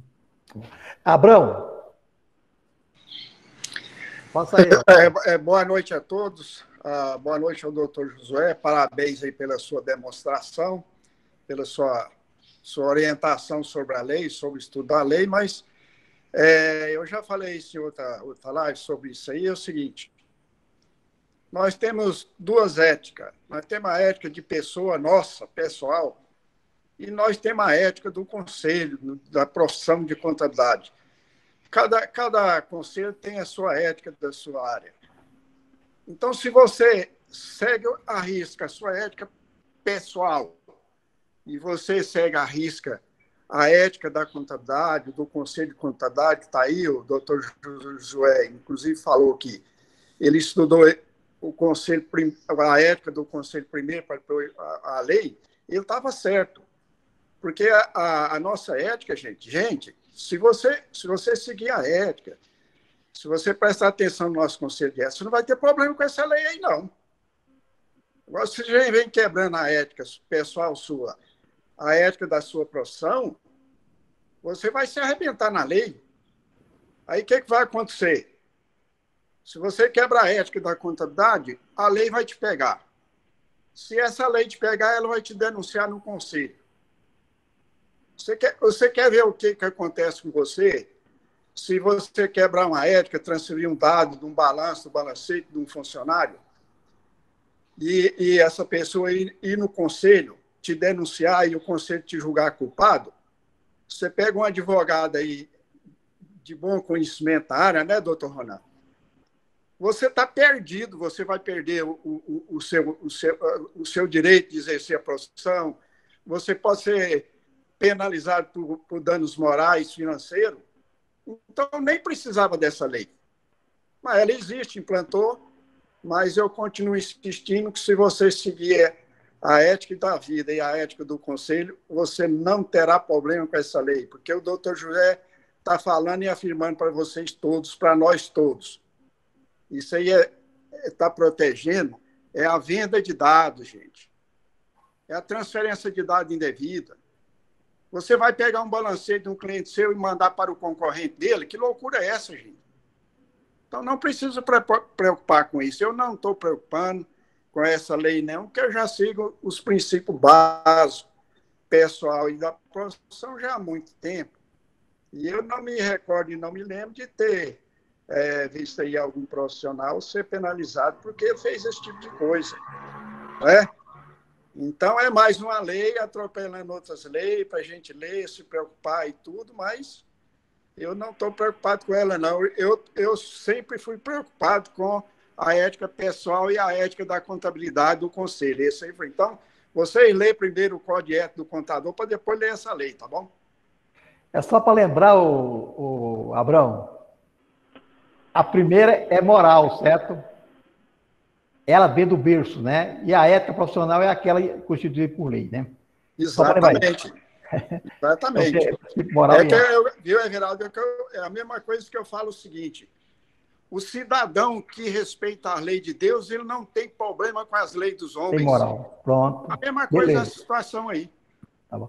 Otávio, fala. Boa tarde a todos, companheiros aí. Boa noite. É o seguinte, eu só quero me expressar aí, parabenizar o nosso amigo Josué pela palestra aí, e dizer a todos vocês que eu sou o coordenador da Comissão de Governança e Compliance do Conselho Regional de Contabilidade. Eu tenho vivenciado tudo isso daí, e eu tenho alguns contrapontos. Em relação ao Conselho de Contabilidade, nós temos trabalhado dentro do que a legislação nos permite fazer. Muito bem, senhor Everaldo, tem algumas situações que algumas empresas privadas já foram nos nossos sindicatos contabilistas solicitar os e-mails dos nossos associados para fazer propaganda. Quantas e quantas vezes, senhor Everaldo, nós já negamos essa situação? Agora, eu fico assim, em relação a nós, contadores, eu tenho que compartilhar com o Abraão Ricon aí, que se nós estivermos dentro da nossa ética, nós não estaremos infligindo nenhuma infração em relação a essa lei da LGPD. Bom, eu fico assim tão indignado com algumas situações, igual hoje eu vivenciei com um cliente meu que eu solicitei a aposentadoria dele via certificado digital dele. Era assim, 9h da manhã eu solicitei a aposentadoria dele. Ele foi aposentado, né? O INSS não falou que ele estava aposentado, mas ele tinha todos os requisitos para se aposentar. Rapaz, pessoal, por volta das 16 horas, esse homem recebeu uns 6 e-mails oferecendo para ele crédito consignado, falando que ele estava aposentado. Peraí, Josué. Será se essa lei é válida só para iniciativa privada? E quem foi lá que buscou esses dados dentro lá do INSS que meu cliente estava aposentado? O foco dela é o serviço público, eu garanto para o senhor. Mas é o que eu disse, o foco dela é o serviço público, eu garanto para o senhor, que é o que mais vaza dados no Brasil. Veja o último mega vazamento de dados do Serasa. Agora, é aquilo que eu disse, nós vamos ter que construir uma cultura, gente. É um Brasil que tem uma cultura de fazer mal feito, de levar vantagem em tudo. A lei só veio tentar estabilizar essa situação, mas vai demorar, vai ser muito penosa essa história. Pois deixa eu concluindo para você aqui. Eu acredito que foi boa a sua intervenção também. Outra situação que a gente estamos vivenciando são naquelas grandes empresas em que os funcionários têm que ter a conta salário para a empresa fazer o depósito. O que o banco faz já de imediato? O banco já entra no sistema e já oferece para aquela pessoa um cartão de crédito. E, inclusive, ontem, segunda-feira, um empresário retruncou junto ao banco lá, porque ele pediu que os funcionários dele todinho fizessem abertura de conta. Foi feita a abertura de conta salário. E, imediatamente, o banco, né, já liberou via e-mail um crédito em valor igual ao salário da pessoa, já liberou um cartão de crédito para essa pessoa. Então, eu acredito assim, essa lei, ela é uma lei que veio, assim, para pegar só na iniciativa privada, porque na pública ela não tem. Por exemplo, o banco, como é que o banco faz uma situação dessa? Né? E aí, será, assim, entre aspas, né, vamos perguntar a você aí, se a nossa empresa estaria com corresponsabilidade em relação a isso. Eu acredito que não. Tá? Eu acredito que não. Você poderia me responder como é que tem o vazamento dessas informações, tanto da iniciativa privada para órgãos ou instituições bancárias, né, que está fazendo essa, vamos dizer assim, essa transição aí. Como é que você me fala aí, Josué, nesse caso? Bom, o que eu tenho visto é o seguinte, e o que eu vou voltar a afirmar, isso é a mudança de cultura, e o único grupo que realmente fiscaliza o governo, se fizer de maneira consciente, com base em educação, com base em entendimento, é a entidade privada. Olha só, o senhor falou do banco. Com certeza, quando os funcionários abriram a conta, eles assinaram uma declaração permitindo o compartilhamento de dados sem saber naquele monte de papéis que eles assinaram. Então, primeiro, tenha cuidado no momento de contratar. Leia contrato de adesão. É a orientação de um advogado. Leia sempre contrato de adesão. Não concordou? Risca a cláusula. Não assina. Não, eu quero abrir apenas uma conta salário. Aí a primeira... o senhor falou de aposentadoria do INSS, o trabalhador aposentador está sendo extorquido. Ele chega lá para receber o primeiro primeira remuneração dele de aposentadoria, o banco, principalmente um que com o 237, ele exige que aquele segurado aposentado abra uma conta. Quando o governo federal tem a obrigação de pagar uma conta para ele, a implicação jurídica não é simples, não. Uma coisa é eu depositar a minha conta numa conta comum, depositar a minha aposentadoria numa coisa comum, outra coisa é numa conta salário. A conta salário, a conta para aposentadoria é impenhorável para todo fim. É impenhorável. Pensa bem, se eu estiver devendo, eu vou ter direito de manter minha subsistência. Salário é impenhorável. Como é que o banco te obriga a transformar a conta salário em conta corrente normal? Mas isso aí, gente, só vai mudar quando a gente aprender a ler contrato e aprender a denunciar, esquece. Só vai mudar sim. Essa é uma lei que tende a cair, na verdade, no esquecimento, a não ser que a cultura do brasileiro mude. Porque principalmente quem vai fiscalizar pequeno, né, Josué? Principalmente Exato, pequeno. Exatamente. Quem vai fiscalizar o órgão público se não for o particular prejudicado? Não existe isso, gente. Então é o seguinte, os contadores têm que ter paz na cabeça. A Sucena, salvo engano, é a Sucena do SESCOM, ela abordou a situação de um modo que eu gostaria de ter abordado. É uma oportunidade maravilhosa para o contador. Na realidade do escritório de contabilidade, a única assessoria que o empresário tem é o contador. Aí exige que ele seja o departamento financeiro da empresa, o fiscal, o contábil, o departamento de pessoal, orientador jurídico. Gente, eu tive uma situação de uma empresa que foi notificada pelo sindicato aí para uma ação judicial de execução de uma contribuição sindical e de um absurdo. Ela mandou a intimação para o contador. É assim que os empresários veem nós, gente. É assim que os empresários veem os contadores. Agora, nós vamos continuar aceitando isso? Beleza, vamos cobrar por isso. Vamos fazer assessoria de LGPD para a empresa. Gente, as empresas em atividade comercial, em prestação de serviços, vão depender de assessoria na Lei Geral de Proteção dos Dados. Elas vão depender. Elas têm uma atividade comercial, fatura R$500 mil, R$1 milhão, tem várias implicações dos dados dos clientes que estão à disposição dela. Vamos vender isso para a empresa? Vamos aprender e vamos vender isso para a empresa enquanto contadores? Aí eu sou o primeiro a falar, gente, vamos lá. Agora, qual que é a minha tônica aqui? Não se esqueçam. Lei Geral de Proteção de Dados, ela prevê vazamento de informações. Como muito bem disse o nosso colega aí, se eu tenho ética, eu não vou ter problema nesse sentido. Eu não vou vender o que não é meu, eu não vou passar para o concorrente, eu não vou fazer nada disso. O contador não terá problemas. O contador não terá problemas. Agora, o contador consegue diversificar a sua atuação, entrar no mercado e oferecer mais serviço para a empresa, eu dou um conselho. Necessidade básica de toda empresa. Gestão financeira.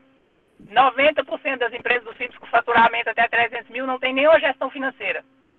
Situação da empresa também que eu vi, eu atuo com muitas empresas, a empresária teve um saque indevido do banco Itaú na conta dela de R$3 mil. Foi descoberto 4 meses depois. Quem descobriu? Alguém chuta? O contador, ela não confere extrato, gente. Agora, o que é que não dá para aceitar? Cada dia o contador é obrigado a cobrar menos. Cada dia o empresário impõe uma remuneração menor para o contador. E cada dia o contador aceita mais obrigações. Não dá para fazer assim. Essa lei não impõe novas obrigações no contador. Então, tenham consciência disso. Agora, assessorados pelo SESCOM, pela entidade de classe, a gente buscar novas alternativas, vender novos serviços para a empresa, eu já entrei nesse ramo. Pretende ser um filhão de mercado. Os contadores têm o mercado aberto, têm a confiança do empresário. O empresário vai precisar de assessoria em lei de proteção dos dados, vai comprar peso de ouro. Ele não tem outra opção. Vamos vender isso para eles? Aí, ok. Agora, enquanto contadores, processem os dados o mais rápido possível, guardem eles da melhor maneira possível, devolvam o mais rápido possível. E no cumprimento de obrigação legal, atividade fim da contabilidade, direito fundamental dos senhores, cidadãos, contadores, pessoas de bem, eu não dependo de autorização de ninguém. Assim, se não fosse a palavra da dona Sucena, essa reunião de hoje terminaria aleijada, porque eu não consegui expressar desde o início. Temos oportunidades de negócio maravilhosíssimas, talvez muito mais rentáveis do que a contabilidade tradicional. Aliás, quem não percebeu, a contabilidade está mudando, o direito está mudando totalmente. Quem imaginava audiências virtuais? Quem imaginava? Quando é que o judiciário admitiu isso? Então, vamos entender. A gente quer novas obrigações por valores inferiores ou a gente quer entrar num mercado diferente? Tá bom. Ô Fábio, quer falar, Fábio? Fábia? Bem, eu ia fazer uma pergunta para o Zé. Pode falar? Pode. Geraldo? Tá ouvindo? Tô. Então vamos lá, boa noite a todos. Eu não estou conseguindo ouvir bem o que vocês estão falando, por causa da internet está ruim. Wesley, dá um legal aí se vocês estão me ouvindo. Tá legal, eu estou ouvindo. Tá, então vamos lá. Bem, o que eu entendo, eu vi, acho que foi o Otávio falando aí, que acha que, o senhor Abrão, que quem tem um escritório e está trabalhando direitinho não pode ser afetado por essa lei, a lei LGPD. Eu entendo que nós temos que tomar determinados cuidados. Por quê? Porque se a lei trata de proteção aos dados, e nós, como escritório, vamos tratar de dados dos clientes, né, nós temos que ter uma preocupação. Por quê? Porque isso vai resultar em responsabilidade solidária para o contador. Ou seja, você tem que implementar determinadas medidas. No contrato, por exemplo, no contrato de prestação de serviço, você vai ter que incluir cláusulas em que o seu cliente vai ter que cumprir uma norma do escritório determinada por um anexo ou um aditivo, em que ele não cumprindo aquele ritual, o escritório se isenta da responsabilidade. Por exemplo, o meu escritório tem um funcionário que é responsável pelo departamento pessoal. Então, o cliente A, ele vai entregar a documentação ou enviar exclusivamente para o e-mail daquele funcionário. Porque aquele funcionário que vai responder se vazar alguma coisa, informação dos empregados daquele cliente. Então, o escritório passou informação para outro funcionário lá, seja quem for, que destoou dessa delimitação criada no escritório, aí a responsabilidade já não vai ser do escritório. Porque na hora de uma ação judicial, o dono do escritório, você passou para quem? Eu passei para o Zé, não era para o Zé, era para o Manel. O escritório já tirou dele. Esse Manel que cuida do departamento pessoal, como funcionário, ele vai ter que assinar um documento de responsabilidade também, se conscientizando de que ele vai arcar com base nas penas da lei se deixar vazar alguma coisa. Aí já é um amenizado para o escritório. O escritório criar um regulamento interno. Tem também uma certificação de qualificação, não sei se foi falado, já existe no mercado, tipo assim, o certificado ISO 9000, ISO 7000, 7001, se não me engano, que é o quê? É justamente criar esses protocolos, a empresa vai estar criando esse protocolo, não só operacional, mas também de software, ela tem que ter software gabaritados que evitem vazamento, que tenha nas nuvens, por aí. Outra coisa, o escritório criar um sistema de tráfico de documentos e dados. O que é isso? No software, eu tenho como criar o seguinte, o software de contabilidade. Você entrou lá com a sua senha, o que foi mexido lá, foi colocado lá e tirado, acessado, tem a senha de quem acessou. Então, eu tenho um escritório, tenho um funcionário com 2 meses de contrato de experiência. Eu não vou dar a senha de um acesso para aquele funcionário de coisas que ele não está ainda no grau de confiança. Então, esses cuidados é que eu acho que é por aí que começa. Implantar um programa de arquivamento de segurança de dados nas nuvens, toda a segurança. Outra coisa, eu tenho meu escritório de contabilidade e tenho aquele cara que eu contratei para fazer a manutenção dos meus equipamentos. Eu tenho que passar a ter um contrato com uma empresa fidedigna que faça isso. Também dando ciência para ele, que tem que ter todo cuidado, a responsabilidade se vazar alguma coisa, tudo isso. Então, a gente tem que se cercar do máximo possível para não cair no colo dessa lei. Bem, pessoal, já faltam 15 minutos. Eu só gostaria de perguntar ao Zé Walter que ele falou, o Zé Walter falou, que tem um programa para controlar, certo? Essa lei que está aí. Eu não entendi, ó. Que programa poderia controlar isso, certo? É que o Abrão falou. Pode ter programa da mais excelente possível, mas se ele não tiver moral, nem ética, tudo vai para o brejo. Zé Walter, não está saindo o seu som. Oi, Veraldo. Enquanto ele resolve aí, eu vou falar. Normalmente, os programas gerenciais, o funcionário tem a senha e você determina o que o funcionário pode fazer. Sim. Ele pode ter acesso a um relatório, não pode, ele pode enviar isso. Então, os programas gerenciais, ele já nos faculta esse controle aí sem precisar de mais nada. Você sabe do funcionário e você determina o que pode e o que não pode fazer. Isso todo programa tem. Inclusive, eu sugiro aí para o nosso programa instituir isso aí. Já tem. Bom. Já tem? Já, ué. Nosso programa tem os perfis de acesso. Eu acessei a base de dados de alguns colegas esse dia para tentar ajudar no E-Social. Eu percebi que a maioria não tem qualquer login no nosso programa. O nosso programa tem uns perfis de acesso em que ele permite cada usuário logar e ele já está adaptado à Lei Geral de Proteção aos Dados, que uma das obrigações é manter logs. E o nosso programa já mantém o histórico dos acessos, desde que eu faço o sistema de login, já mantém os acessos, os logs, quem executou e o que executou e que horário.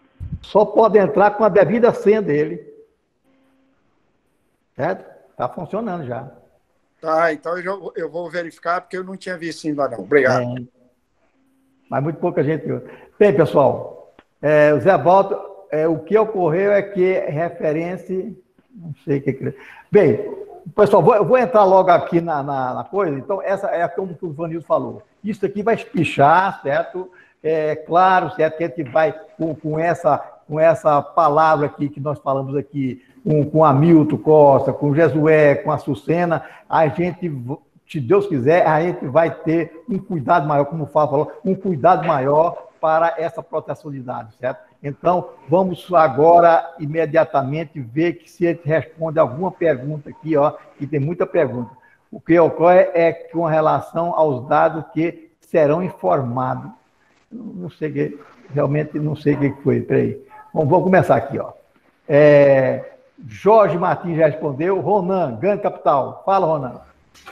Boa noite a todos. Eu gostaria, primeiramente, de dizer que essa noite foi uma noite brilhante, principalmente com a participação do doutor Josué e também dos outros colegas que se deram o seu posicionamento, e o doutor Josué claramente falou, eu como estudante do direito, me entendi, viu, doutor? Do início ao fim, as suas palavras, todas elas bem proveitosas, como dos outros também foram bem aproveitadas. Ok, doutor? Muito obrigado pela sua palestra.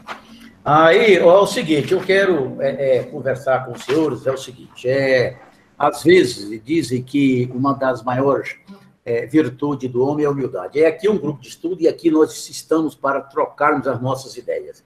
E quando envolve um valor muito alto, a gente fica até um pouco apreensível. Já discuti isso, já falei com o Abraão e alguns outros colegas, é o seguinte, o ganho de capital. O cidadão tinha 14 propriedades imobiliárias pequenas, pedaços pequenos de terra, dentre este casa, lote, coisa e tal, adquirido em anos anteriores. Eu só sei que esses bens foram adquiridos até 2012, por aí. E ele era um trabalhador da atividade agropecuária. Ele nunca apresentou uma declaração de imposto de renda. Fez-se o inventário e apurou-se um patrimônio de 14 bilhões de reais. Esses 14 bilhões de reais, mais ou menos aí uns 11 bilhões, mais ou menos, são bens imóveis. E o restante é aplicações financeiras e veículos. Então, esses 11 bilhões de reais, em que a quantidade de herdeiros que são limitada, eu fiz o levantamento para eles, importante ele receber isso, recolher o ganho capital pelo espólio, porque o ganho, neste caso específico, eu apurei 900 mil reais de ganho. Se eles fossem receber o bem pelo valor de origem, esse bem eles pagariam pelo valor de origem, numa possível venda, pelo valor encontrado pelo Estado, 1.500.000 reais. Se eles recolher isso lá no ganho de capital, no espólio, recebendo pelo valor do Estado, eles vão recolher 480 mil reais, que é muito dinheiro e muita responsabilidade do contador. Então, onde é a minha questão, a minha dúvida? O que eu fiz? Peguei todos esses bens, até no site da Receita, foi até orientação, assim, uma dica do Jorge, que estava lá no site. Peguei aquela tabela de atualização de valores na moeda da época. Esses bens deles, tem bens que foram adquiridos de dezembro de 95 até o ano de 90, 91, por aí, nesse leilão, que era cruzeiro a moeda. Encontrei o que representava naquela época, igual tem um bem lá, 4.800.000 cruzeiros. Eu encontrei o valor dele, o que seria real naquela época. E assim o fiz, deu um imposto para ele pagar de 500 mil reais. Eu disse para a cliente, falei, olha, a única penalidade que você tem por estar apresentando agora essa declaração, que era até o serviço do mês passado, e eu pedi que jogasse para esse ano, é só a multa de 165 por cada declaração deixada de apresentar do ano de 2016 para cá. Certo? Então, assim nós fizemos, apurei isso aí, mas o valor é grande, 500 mil reais. E a gente fica naquela dúvida, onde é que eu pequei? Peguei esses, se eu poderia ter pecado, não sei se eu pequei, eu peguei esses bens, atualizei, como se fosse real na época, fazer a declaração lá de 2017, 16, que ele não fez, colocar o valor de origem daquele bem e repetir nessas declarações até agora, o ano de 2021, com base em 2020, certo? Porque o espólio, a declaração de espólio vai ser apresentada agora, o ano que vem, que ele faleceu em fevereiro a escritura pública foi em fevereiro de 2021. Então, essa declaração final de espólio será apresentada em 2022. E a declaração dele, que essa de 2021 referente a 2020, é a declaração de espólio. Aí eu pergunto aos senhores, vocês visualizaram alguma coisa aí mal colocada pela minha pessoa? Peguei aqueles bens e corrigi lá, aqueles bens lá no ano de aquisição. Se era 91, 92, mas eu só posso fazer a declaração de 2017 para cá, por base de 2016. Coloquei aquele valor, levei aquele valor até 2016. E de lá até agora, a última declaração sem correções. E, por sorte, ele não teve bens adquiridos posterior a 2016, porque aí teria que ter tido receita para adquirir esses bens. Por sorte, prescreveram-se o direito da Receita de querer cobrar uma omissão de receita para a aquisição daqueles bens, porque os bens foram adquiridos antes de 2016, não tem nenhum adquirido em 2014, parece que é 2012, 2011, por aí. Então, a Receita pode, mas você comprou uma fazenda de 3 bilhões de reais. Sim, eu comprei 3 bilhões, mas foi em 2012, e vocês não fiscalizaram. Então, agora não interessa que eu tinha o dinheiro, certo? É isso que eu quero colocar para os senhores. Se entenderam, me diz se eu fiz alguma coisa errada, porque o valor é alto, é 500 mil reais. E a essência aqui desse grupo de estudo é isso, é o apoio para o colega ver onde é que ele errou. É isso que também é a essência. Otávio, deixa eu falar aqui para você, doutor Renan. Certo. Na minha humildade, sem conhecimento da advocacia, eu entendo que a própria legislação determina o seguinte lá, que você pode transferir os bens pelo valor histórico que está na declaração de imposto de renda dessa pessoa, sem, portanto, você pagar o ganho de capital. Se você quer fazer um planejamento tributário para o seu cliente, você não paga esse imposto de 500 mil, igual você está falando aí. Existe na própria legislação, depois eu posso até te passar, as instruções normativas lá da Receita Federal, que tem lá sobre ganhos de capital, porque não houve oneração, senhor Ronan. Vamos pensar, marido e mulher se separam, cada um tem um apartamento de 500 mil reais, aí um fica com o apartamento, outro fica com o outro. Houve oneração? Não houve. Houve sim o quê? Uma partilha dos bens. Nós, contadores, nos pecamos muito numa situação Só um parênteses, Otávio. Talvez eu me expressei muito rápido, eu não sei se é isso que entendeu. Nesse caso, eu vou logo dizer, não tem marido e mulher. Ele morreu... Mas eu estou explicando um exemplo, Porque quando separa marido e mulher, cada um tem um apartamento de 500 mil, não houve oneração. Não, nesse caso aí eu sei. Aí você faz... Não, parei, deixa eu te explicar aqui. Aí a Secretaria da Fazenda vai lá e tributa o apartamento de cada um de R$1 milhão. Aí nós, contadores, o que nós fazemos? Nos atentamos para a área da Secretaria da Fazenda que tributou o apartamento em R$1 milhão. Aí nós vamos pagar ganho de capital em cima disso? Não, nunca. Nunca nós vamos fazer isso. Isso aí tá claro, isso aí eu sei. Pois é, tudo bem. Então, faça-se um planejamento tributário para o seu cliente, não paga o imposto, porém, alerta os os herdeiros ou as pessoas que vão receber esses bens, que daqui a um ano que ele for vender, o valor do bem vai corresponder àquele valor que estava na declaração de rendimentos do seu cliente. Entendeu o que agora? Deixa eu entender, mas aqui, Otávio, é o seguinte, é isso que eu estou dizendo para você. Aquela propriedade dele, que ele recebeu lá por, digamos, comprou por R$4 bilhões em 91, o Estado avaliou essa propriedade agora em R$3 bilhões, certo? O Estado avaliou em R$3 bilhões. Os herdeiros, que são dois, eles têm a faculdade de receber isso pelo valor da declaração de imposto de renda do pai falecido. Eles têm a oportunidade de receber aquilo ali, não pagar imposto nenhum. Mas eles vão receber pela declaração do imposto de renda do pai. E o pai, eu não posso colocar lá da declaração do imposto de renda do pai em 2016 R$3 bilhões. Eu não posso colocar porque ela não custou R$3 milhões. Ela não custou o valor que o Estado deu agora, de R$3 bilhões. Ela não custou isso. Ela custou 2 bilhões... Ela custou 4 bilhões e 800 mil cruzeiros. E os 4 bilhões e 800 mil cruzeiros, em real, naquela época, era R$200 mil, digamos. É original. Então, eu sou obrigado a colocar lá no de 2016 R$200 mil, certo? Tá entendendo até aí? Tá entendendo. Eu coloquei R$200 mil em 2016. Certo? Agora, o herdeiro, se ele receber essa propriedade por R$200 mil em 2016... E ele vai vender ela, se ele for vender, se o Estado avaliou em 3 milhões, ele não vai vender por 2, ele vai vender por 3, que o Estado avaliou em 3. Aí ele vai pagar o ganho de capital de 200 mil para 3 milhões.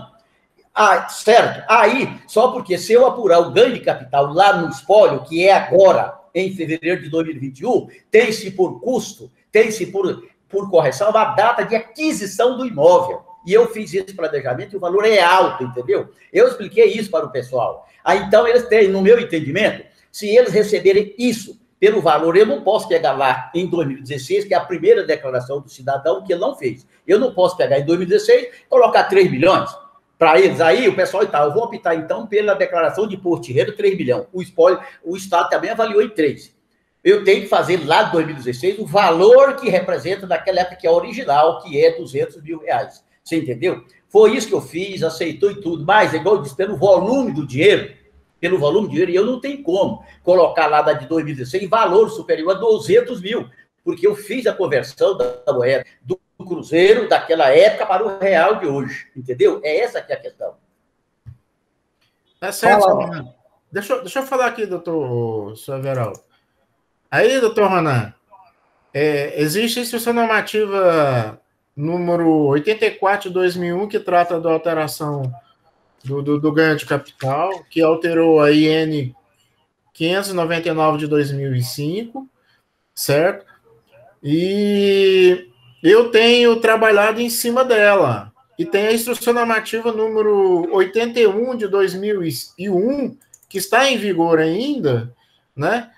Porque eu acredito que, se nesse momento o seu cliente não tenha condições de fazer o pagamento do ganho de capital, que seria...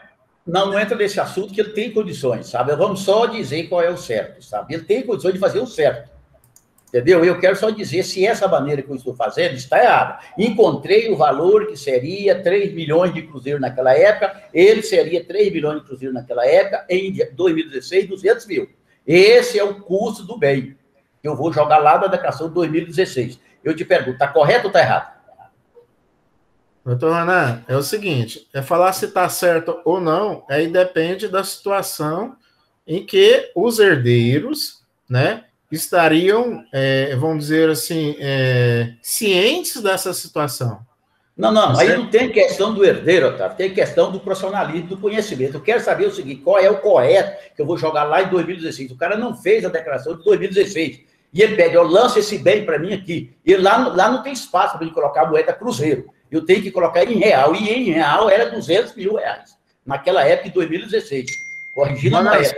Doutor Ronan, se eu não me engano, a Instrução Normativa 599 de 2005, que houve aquela alteração na declaração de imposto de renda, que você poderia alterar pelo valor de mercado ou transformar aquele valor lá em UFIR, tá certo? Existe uma tabela lá, eu acredito que como você está falando, não existe aquela tabela lá da conversão, aí você pega a declaração, a escritura pública do imóvel e você consegue fazer essa conversão desse valor ao valor atual de hoje.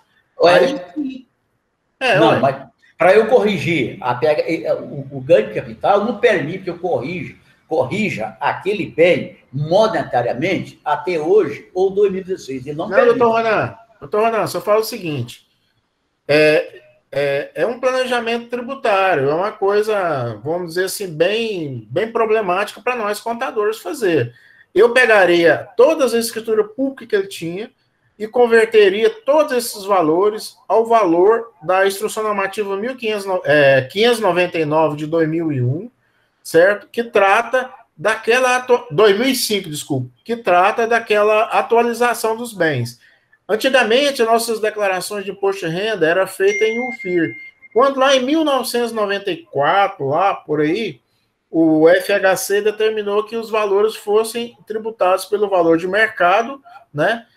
Ou fizesse aquela conversão em UFIR. Então, dali nós temos uma tabela. Traga esses valores ao valor presente e faça-se uma apuração de ganho de capital. Como eu entendo que não tem oneração, se for... Eu não entendi direito aí, que você estava falando que não tem nada a ver com os herdeiros, mas é o seguinte, eu trazia esses valores, retificaria a declaração de imposto de renda dos últimos 5 anos dessa pessoa, trazendo esse valor de mercado. Vamos só um fato. Não tem que retificar nada. Ele não fez imposto de renda, certo? Nenhuma declaração. Então, vamos só desse fato. Não tem que retificar. E a tabela de conversão de valores, ela está lá no site da Receita. Tabela de conversão de valores. Ou seja, pegar a moeda daquela época e converter em real. Certo? Isso aí eu fiz. Está feito. Encontrei. E agora a pessoa fala, bom, agora eu quero receber os bens que eu tenho. Eu devo receber pela declaração lá do espólio ou eu devo receber pelo valor do Estado? Aí eu disse, para você receber pelo valor do Estado, o espólio tem que recolher o ganho de capital. Se você receber pela declaração do espólio, lá na frente você vai pagar o ganho de capital. Justo. É isso que é a questão. E eu estou só dizendo. Eu encontrei 500 mil, estou achando muito para mim de dinheiro, certo? Porque o dinheiro é grande. Eu falei, porra, será que é isso mesmo? Você entendeu, Otávio? É isso. Eu converti a moeda lá em 2016 e o cliente me perguntou, o dinheiro eu tenho. A família deixou para eles, no banco, 3 milhões de reais, que é a diferença de 11 milhões para 14. Deixou 3 milhões, falou, o dinheiro eu tenho. Eu não quero ter prejuízo futuro. Eu não quero transferir para os meus filhos esse imposto. Faz aí, eu fiz, você está tendo uma economia de 900 mil. Então eu vou por aí. Vou pagar os quase 500 mil. Então, é isso que eu pergunto. Não estou te perguntando, estou certo ou errado? Pergunta a você. Para mim, você está certo. Beleza, meu amigo? Amanhã eu vou te ligar. Eu queria ver isso aí, ouvir mais algum colega entendeu diferente do que eu estou fazendo. Por favor. Mas espera um pouquinho, Ana. Otávio, o Abrão, fala. Está na hora já, pessoal. Viu, doutor Ronan? Certo. O senhor vai fazer a primeira declaração referente a 2016, então o ano anterior, que seria o ano 2015, o senhor vai colocar o valor lá. Né? Não, vou fazer 17 de 2016, colocar o valor. Isso, mas o senhor tem que colocar o valor do ano anterior, não tem? Mas do ano anterior nunca fez declaração de imposto de renda. Mas o senhor Esses valores... o senhor tem que abrir a declaração. Tem que colocar os dois. Não, colocar... Aí o senhor vai colocar o valor. Aí não tem ganho de capital. O senhor vai trazer esses valores até na data de encerrar o espólio. Perfeito. Tem ganho de capital. Exato. Então, aí eu entendo o seguinte. Eu não concebo, não advogo pagar ganho de capital no espólio. Eu acho isso até um absurdo. Por quê? Então, você transfere para os herdeiros do jeito que está na declaração. Você fez lá em 2016, então você apresenta e transfere isso para os herdeiros. Não é? Não há que se falar ganho de capital dentro de espólio, gente, pelo amor de Deus. Mas por que, Abraão? Que não tem? Porque é o seguinte, doutor, eu já fiz isso várias vezes. Eu tive um caso assim, tinha 5 herdeiros. Era muito dinheiro. 4 herdeiros falaram assim, eu não vou vender nada. Um herdeiro queria vender, e não, eu vou vender. Não, mas esses... Então, aí ele queria que recolhesse o imposto de capital dentro do inventário. Eu falei, não. Porque você vai dar prejuízo para quem não vende. Então, eu vou fazer o ganho e você paga sozinho. Não, mas nesse caso, viu, Abraão? Então, não se faz, doutor Renan, não se faz dentro da declaração do espólio, não se faz ganho de capital. Mas deixa eu só fazer a colocação. Porque se eu recebo um patrimônio hoje e nunca vou vender ele, eu vou pagar imposto para quê? Não, deixa eu só explicar. Não existe outra coisa, doutor Renan. A avaliação do Estado não tem nada a ver com a declaração de imposto de renda. Aquilo lá é só para recolher o imposto do Estado. Não deixa eu só... Não se fala em ganho de capital com base na avaliação do Estado. Não, Abraão, mas eu não falei em ganho de capital. Só um minutinho, eu não falei em ganho de capital na avaliação do Estado. Eu disse o seguinte: se o Estado avaliou, digamos só esse exemplo, se ele avaliou a fazenda em 3 milhões, se os herdeiros hoje for vender, não vão vender por menos de 3, porque o Estado avaliou em 3. É isso que eu coloquei. Mas se eu claro, que não tem. Só um minutinho, só um minutinho. Só um minutinho, não tem. Eu não tenho. Tá, mas só um minutinho, Abraão. Não tem ganho. Tá, pode concluir. Não, eu não falei em ganho de capital, eu não falei em ganho de capital no valor do Estado. O Estado, estou dizendo, o Estado avaliou a fazenda em 3 milhões. Se ele avaliou, inclusive até os herdeiros me falaram, ela vale 3,5 milhões, o Estado botou em 3. E se eles receberem lá pelo valor do espólio, eles vão colocar a data de aquisição do bem agora em fevereiro, que eles adquiriram agora. Eles não adquiriram lá em 91, eles adquiriram agora em 2016. E se eles não recolher o ganho de capital no espólio, eles vão ter que colocar o valor de aquisição, eles vão ter que colocar o valor do Estado, lá no imposto de renda deles. Do Estado, não, eles vão ter que colocar lá do espólio, da declaração que eu vou fazer. Aí eu vou colocar 200 mil, o valor de aquisição daquela fazenda. O valor de 200 mil, a aquisição fevereiro de 2021, que eles adquiriram agora. E o valor de custo, 200 mil, foi o valor que está lá no espólio, certo? Está lá no espólio. Aí eles pagariam o ganho de capital desses 200 mil para 3 milhões. E se para eles colocar o valor que recebeu pelo Estado de 3 milhões, o espólio já paga o ganho de capital. É isso aí que é a questão. Mas eu não concordo, porque o senhor vai pagar um ganho de capital sem ter havido um ganho, né? Como? Não, ele vai pagar o ganho de capital. Não, eles vão pagar o espólio. O espólio está transferindo o bem para... Ele não está vendendo, ele não está ganhando nada. Não, deixa eu explicar, bro, mas o espólio está... Aí vai entrar na declaração dos herdeiros, pelo valor que botou no espólio. O dia que um dos herdeiros quiser vender, ou for vender, ou não for vender nunca, é que ele vai pagar imposto. Agora, para que pagar imposto agora? Pois é, mas deixa eu explicar. Se eles receberem o bem pelo valor que foi avaliado agora pelo Estado, obrigatoriamente o espólio tem que pagar o ganho de capital. E se eles receberem, só no dia, Bravo, e se eles receberem pelo valor que está no espólio, para não ter que pagar imposto, a fazenda está lá por 200 mil, receber por 200, ele não vai vender por menos de 3 milhões de reais. Aí ele vai ter, ou ele ou os herdeiros dele vai ter que pagar o ganho de capital dessa diferença, Abraão. Se for vender. Não vai vender, eles falaram que vai vender isso, não vai ficar nada. Então, doutor Renan, aí eu continuo já mudou de figura, Otávio. Viu, doutor Renan, eu continuo insistindo para o senhor passar para eles, no valor que está na declaração, Porque aí, quando eles venderem, eles teve realmente ganho e tem dinheiro para pagar o imposto. Não, mas ele não vai Aí ter ganho. ganho. Se eu passar pelo valor da declaração, ele não tem ganho. Não tem ganho, não. Se eu passar pelo...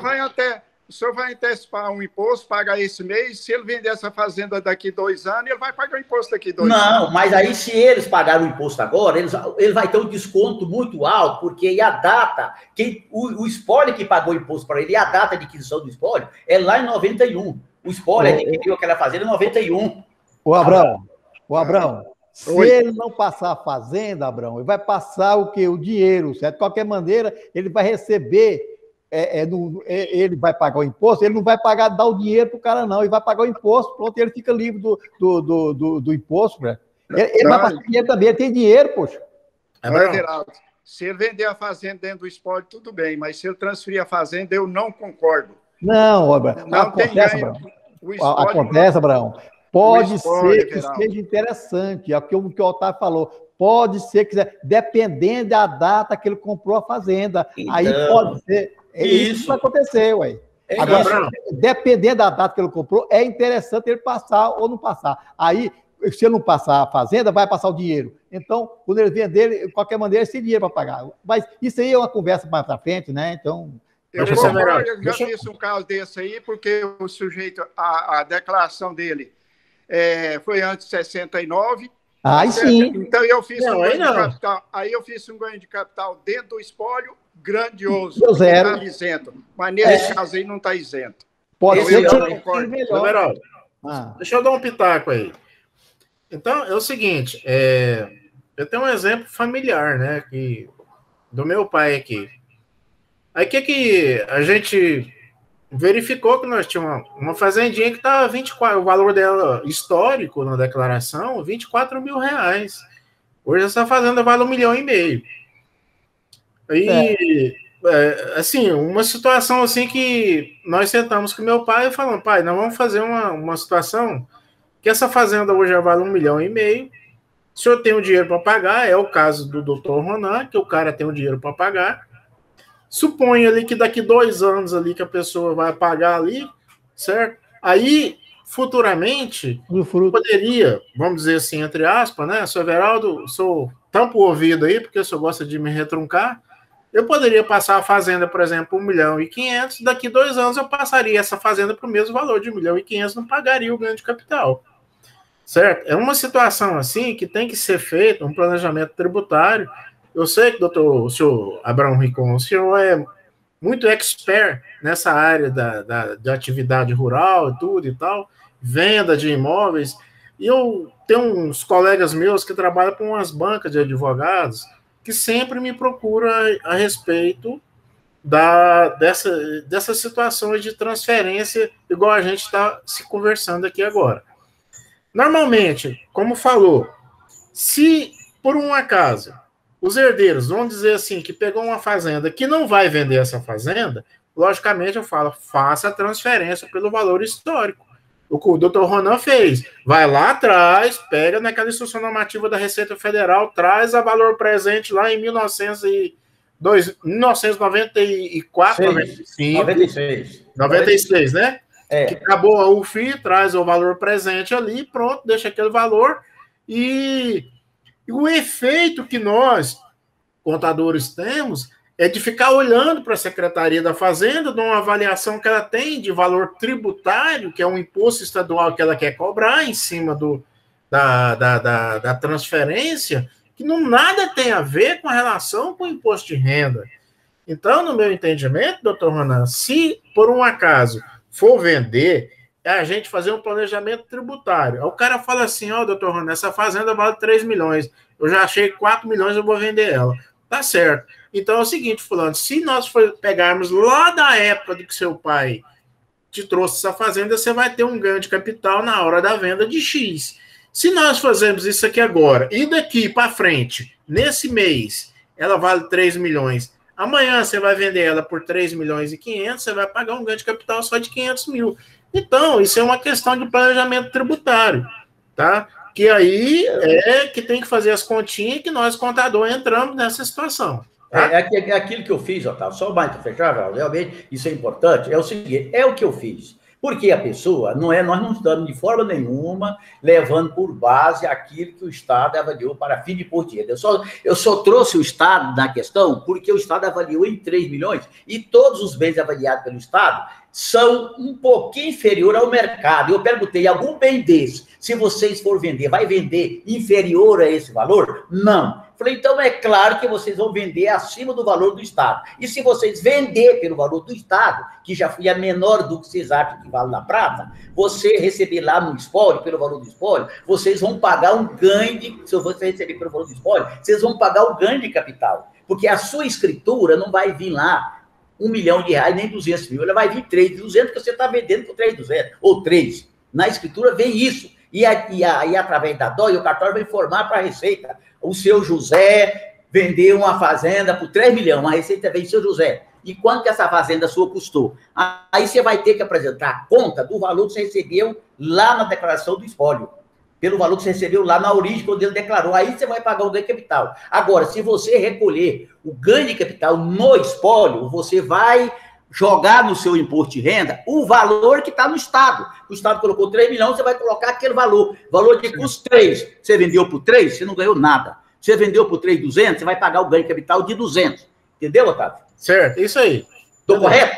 Estou correto, isso Otávio? aí, isso mesmo. Beleza, abençoou. Abençoa, Abraão.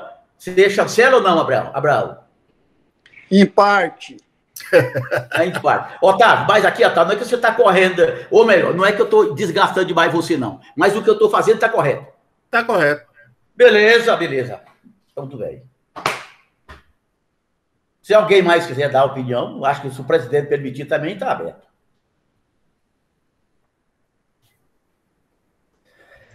Everaldo, você está com o microfone desligado. Nós não falamos da Kátia lá, né? Ela deve voltar novamente, né? Então, pessoal, foi muito discutido hoje, nós aprendemos muita coisa e, se Deus quiser, até na terça-feira que vem, né? Tá? Tchau para todos. Infelizmente, as perguntas ficou para trás, mas o pessoal não está presente. Os pessoal que fizeram as perguntas não está presente, então não queria resposta, né? Beleza. Obrigado, Abraão, obrigado a todos vocês, obrigado, Otávio, obrigado, presidente. Boa noite, até mais.